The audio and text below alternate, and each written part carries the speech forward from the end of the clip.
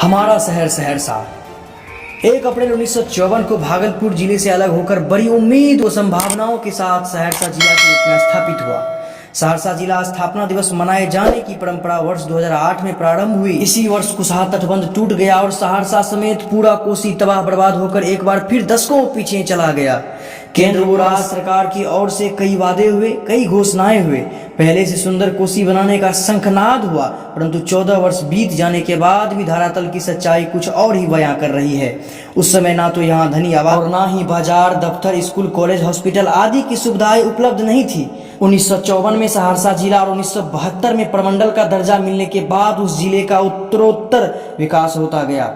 वर्ष 2011 की जनगणना के अनुसार जिले की आबादी 19,94,836 थी, जो अब लगभग 30 लाख के करीब हो चुकी है। जिले के 15 लाख से अधिक मतदाता सरकार बनाने को अपनी भागीदारी दे रहे हैं, परंतु बाढ़ समस्या के समाधान के नाम पर आजादी से अब तक इस इलाके के लोग चले जाते हैं। बसना और उजरना इस इलाके की नियति बन चुकी है। हर वर्ष बाढ़ आती है और बचे खुचे अवशेषों को भी बहा कर ले जाती है। बाढ़ चुनावी मुद्दा जरूर बनता है, परंतु चुनाव के नगारों के साथ ही उसकी शोर भी 5 साल के लिए गुम हो जाती है। बड़े बड़े नेताओं का तो फितरत बन चुका है, पूरे 5 साल में आपको एक बार पैर पकड़ेंगे, लेकिन जब सरकार बन जाती है तो पूरे 5 साल आपको पैर पकड़ना पड़ेगा।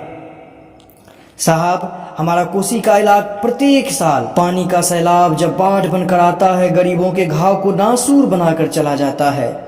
कभी बाढ़ तो कभी सुखाड़। कभी कभी हमारे कोसी को जमीन 2 बूंद पानी के लिए तरसती है। कभी कभी बाढ़ आ जाती है तो कभी ये मेघ इतना बरसती है। जब भी बाढ़ आता है तबाही संग लाता है, सरकार के झूठे वादों का पता चल जाता है।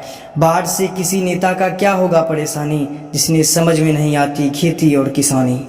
ये है हमारा सहरसा बिहार, जहाँ की युवा बेरोजगार, किसान को प्राकृतिक आपदाओं की मार। कभी बाढ़ तो कभी सुखाड़, कभी बाढ़ तो कभी सुखाड़, कभी बाढ़ तो कभी सुखाड़।